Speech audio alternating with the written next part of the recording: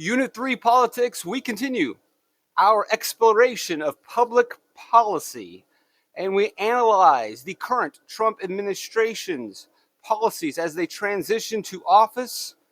Number 2 attack point for the administration, besides immigration and dealing with the national debt, well, this directly connects to national debt, shrinking the government. So what is the policy of the new administration? Does it reflect that of the populace? You vote for them to represent you, and thus they carry out the plan, the public policy, shrinking the government. We're going to talk about schools today.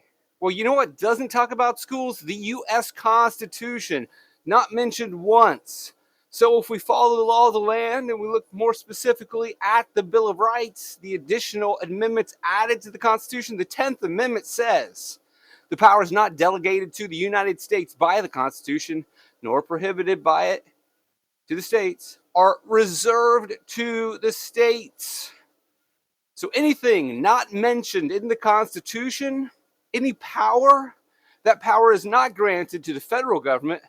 Those powers are given to the states. And if schools are not mentioned, then thus schools fall under the purview, the guidance, the authority of the state. Each state runs its own schools according to the Constitution based on the 10th Amendment. So each state writes the rules, writes the laws, the requirements of the school, and funds the school. Pretty simple. Schools have always fallen under purview, the guidance of the states. Well, that was for the most part until 1980, when the legislative branch created the Department of Education. Yes, the Department of Education didn't exist for over 200 years. We have to put that into perspective. People often think that these government bureaucratic offices and departments have been with us forever. That is not the case. There was no Department of Education for the first 200 years of this nation, but 1980, the government created one. They didn't really need to because the Constitution said it was up to the states, but they are not taking power away from the states. When they passed the law, the states still were able and had the authority to run schools. This is just in addition to, this is supplemental. But sometimes that supplemental and in addition to has kind of conflicted with the states. But nonetheless, the legislative branch in 1980, under Jimmy Carter's guidance on the executive branch, passed this law, created this department with the goal of 4 purposes, which are mainly supplementary, in addition to the power and authority of the states. So what were the 4 purposes for creating the Department of Education? Give money to schools. Okay, fair enough. Give money. Collect data. Okay, simple enough. Give attention to educational issues. Fine, right? We're not really taking any authority away from the states. We're still letting the states run their schools. This is just things that help out. And then last, the biggest of all, make sure that students across the nation are receiving equal access. Mainly, we're talking about, are all schools funded equally? Are students receiving equal fund? Is there possibly racism at play, discrimination at play? The federal government will step in and make sure that these states are following the law, are following and listening to the 14th Amendment, and not denying equal access under the law. So that is probably the biggest purpose of all. Let's dive into those 4 purposes with the idea that if all 4 purposes have been achieved, if those tasks have been resolved, if the reason for the creation of the Department of Education has been accomplished, then we no longer need a Department of Education. We can shut it down and shrink the government and get closer to a balanced budget. That would be the public policy of the Trump administration. So let's explore. Have they hit their 4 goals? Can we lock the doors? And should we? Well, when this Department of Education costs $238 billion every single year, yeah, maybe this is somewhere where we can trim the fat. We can cut costs, get closer to a balanced budget. If possibly those 4 purposes have been achieved, let's shut it down. Let's save the $238 billion. A lot of zeros up there. Okay, number 1, giving out funds from the federal government. Well, this is a pretty simple purpose that was created in 1980. Again, for 200 years, they weren't doing this. They've done it recently. And simply, the Department of Education gives money to the states, and states give money to the schools. That's a pretty simple process of, all right, they're giving out money. Well, whose money are they giving out? Well, it was simply your money that they are redistributing. They're nothing more than acting like a middleman in this process. It's not like they're creating the money, they're getting the money from you. So if we were simply to shut it down, well, who's going to give out the money? Well, play this out. If they don't exist, then they don't take your money. Then you could simply or would likely just redirect your money back to the state. The state would then give it to the school. So, do we need a Department of Education for $238 billion a year to hand out money? No. Just keep your money. The states could tax your money. They're just distributing it. We don't need a giant program just to distribute money. There are many other ways to distribute money. The states can distribute money. So don't really need that. Number two, collecting data. Do we really need to spend $238 billion a year to collect statistics on testing, on demographics? And do we need to do that federally? And is a federal approach to collecting data the most efficient? At this price tag, in this modern age of data collection, do we need it? Do we need to run all of those tests? Do we need to pay for all those tests? Well, if we do, why not just let the states do it because they were told to do it based on the 10th Amendment? If we were to shut down the federal Department of Education, there would still be state departments of education that could collect data, analyze students, test scores and demographics, and each state could choose how much data they want to collect, how they collect the data, and probably have better access and have more boots on the ground and a better understanding of the specific localities and municipalities because they are local and closely connected to the people more so than Washington, D.C. Washington, D.C. may not be the most efficient at collecting data in Idaho, Montana, Hawaii. Maybe Hawaii could be best at collecting and understanding the population and the students of Hawaii and have a better interpretation and analysis of the data. So probably don't have to worry about that one. Attention, so let the states collect. Attention on educational issues. While it's important to call attention to educational issues, do we need to spend $238 billion federally to speak about educational issues? More than likely not.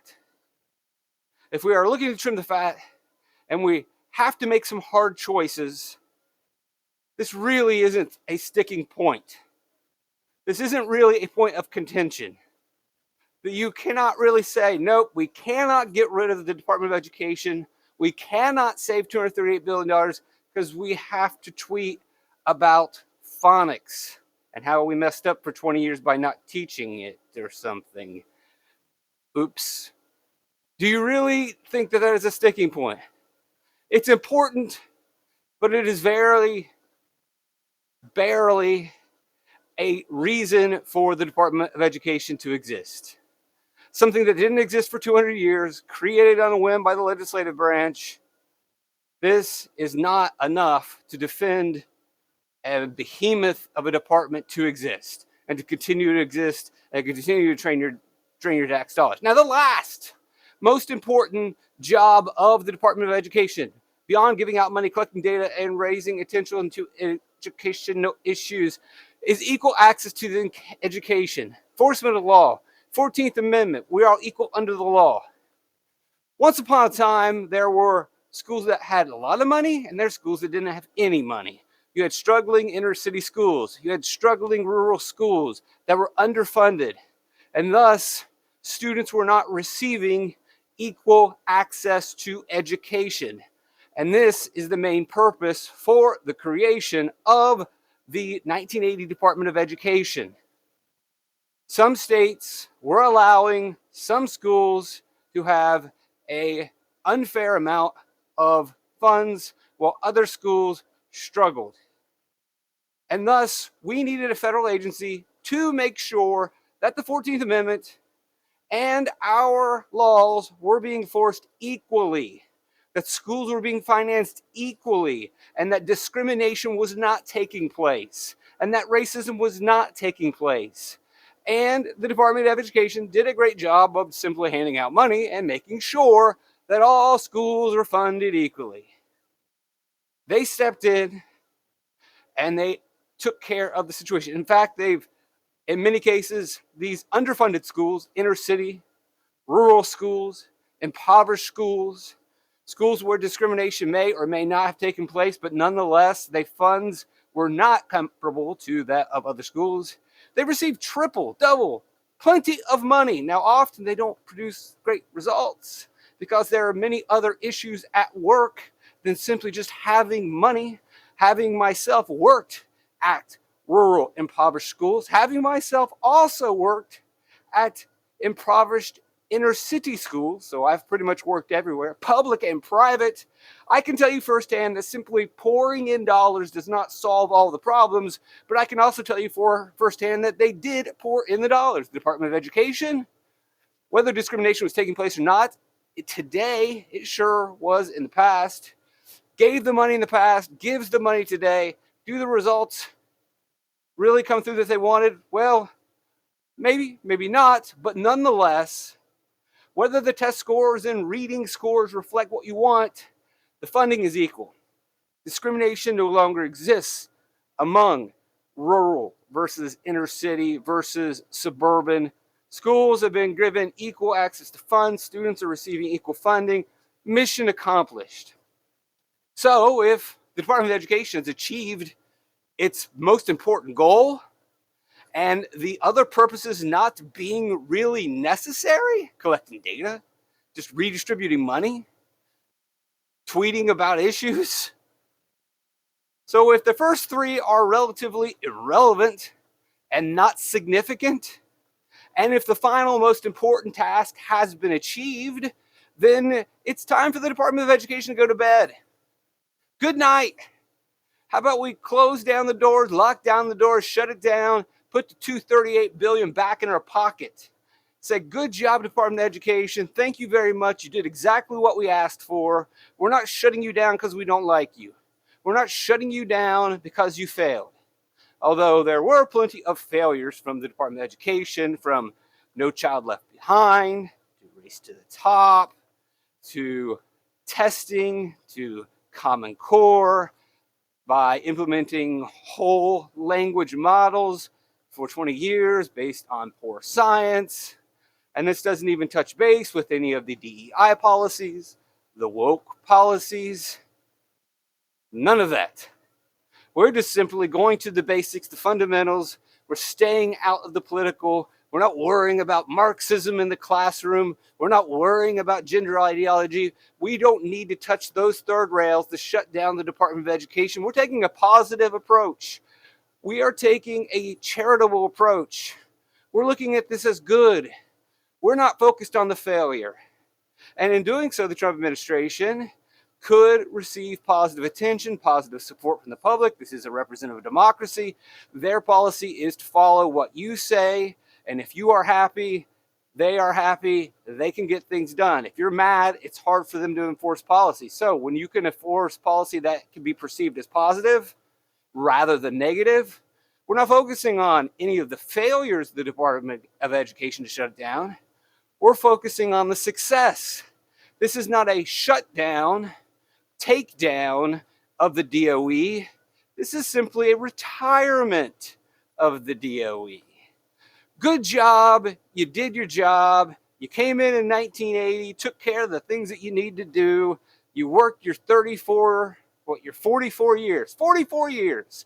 Just like a regular human being would do. It's retirement time, Social Security time. It's a sunsetting of the DOE, a retirement of the DOE, a resting. That is the framing that is necessary to remove and shrink the government. If we are to take down some of these superfluous departments of education and other departments and unnecessary fat of the government, a positive approach, an approachment of success is what we should do. Hey, by the way, we're saving $238 billion. You can save some tax dollars. Cool. There it is. That's your DOE model for Trump administration criticize or defend. Are you worried about the shutdown? Probably not after that.